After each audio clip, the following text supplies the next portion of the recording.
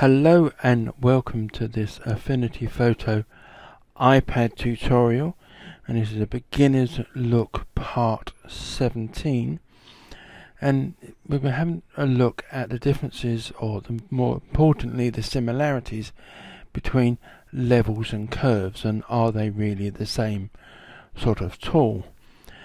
So I've got this image from the stock tab, and from Pixabay I just typed in candle, and it is this picture down here. If you want to use the same picture, but you can use your own picture if you want. So I'm going to open a levels and a curves adjustment.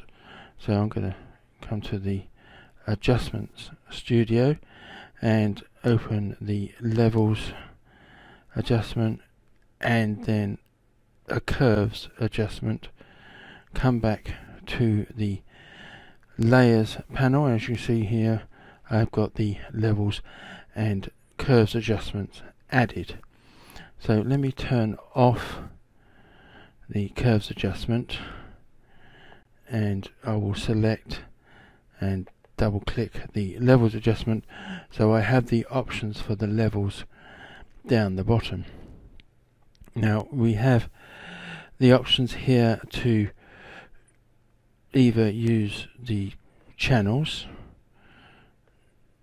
and the master is where all the channels are together, and next to that we have the black, which is set on 0, white set on 100, gamma on 1, and next to that is output black set on 0 and output white set on 100. So basically the output black and output white is the control of the sort of absolute black or absolute white pixels within a particular image.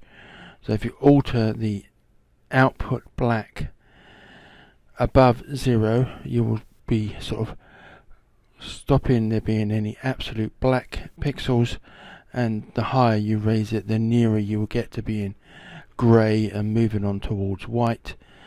And in the opposite direction, output white on 100% is the absolute white pixels, and if you lower that from 100%, there will be no absolute white pixels, and those, or they will then start to change to grey and then sort of over to dark sort of black colours.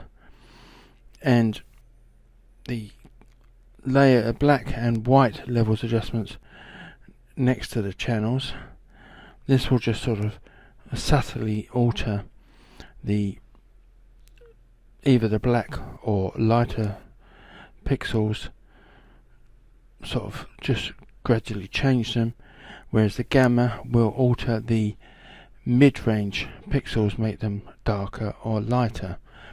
So I'm going to select the output black option, and I'm going to set this on 50, and if I then select the output white options and make that 50, both the dark and light pixels in the image are now 50% grey, which is the same colour of the background that the image was sitting on, so you sort of can't see the image. So let me just reset this. So come back here. So that is the effect that having 50% in both the output black and white will give you 50% grey across all the pixels. Now if I do the same thing with the black and white layers, and I'll make this 50% and both of these as well, you get this sort of very garish image. And I would leave that like that for now, but I will turn that off and select the curves adjustment and turn the curves adjustment on, and I will double click this to get the curves adjustments options at the bottom. So like in the levels, you've got the channels that you can alter, so that is the same.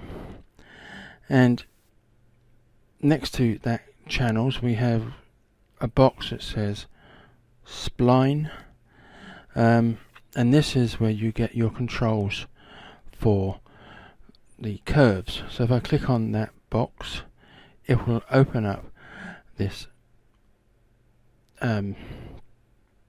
well, it's called a spline. I don't know why it's called a spline, but this is what it is. But it's basically just a grid, and the line going across it has a node on each end.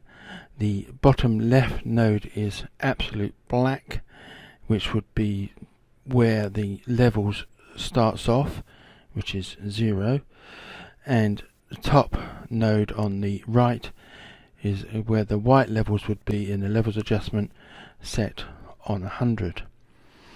Now you can click and move these nodes.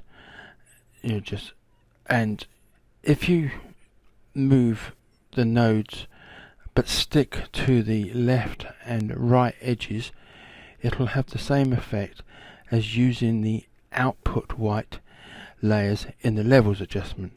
Because I do this bottom left one and move it up to the 50% point, and then do the right hand one and bring it down to the 50% point. It's a bit harder to do than using levels, but as you can see, we've got that 50% grey look and you can't see the image anymore. So that would be the same as altering it with the output white and output black layers. So you can do it that way. Let me just reset this. Reset. And if you move those nodes along the top edge or the bottom edge, it will be like using the normal sort of black and white levels adjustment. So if I move this to the 50% point at the top, and again at the bottom, that's near enough, I think. So we have that image there. So if I then turn that levels adjustment back on and turn off this curves adjustment, as you can see, there is no difference between the effect the levels is having and the effect the curves is having. Hang on, turn that one off and come back to this one.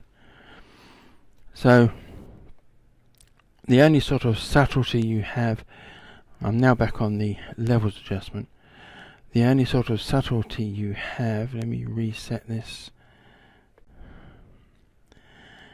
come back, is the gamma option in the levels adjustment. You can sort of move it sort of above 1 or below 1 to make the midtones darker or lighter. Now this is much easier on the PC version. I personally find this very hard to deal with on the iPad. This might just be my own personal shortcomings, but I do find working with levels on the iPad very hard work. So it's much easier to use, in my humble opinion, the curves adjustment, and even on the PC version, the curves adjustment will give you the same effects as you get with the levels adjustment, but it will give you much subtler effects. Because say I lowered this or raised this to 25, it's an overall effect. I can't do much else than sort of affect the overall image. So if I just turn that off a second, turn on the curves and double click that to get the curves, and I will reset this, open the spline, and that center point would be where the gamma slider would be.